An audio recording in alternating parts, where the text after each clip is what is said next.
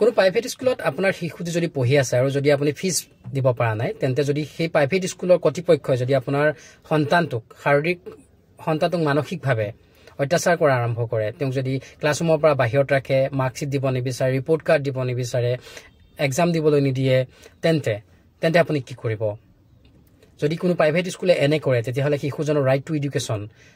তেওঁৰ শিক্ষাৰ অধিকাৰক উলংঘা কৰা বুজাব RTE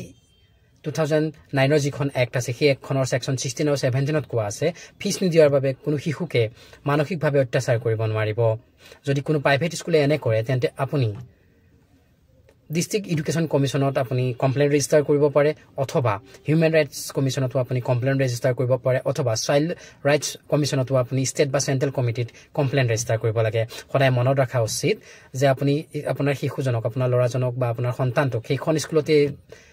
এডমিশন দিব লাগে যিখন স্কুলৰ আপুনি ফিজ দিব পাৰিব ধন্যবাদ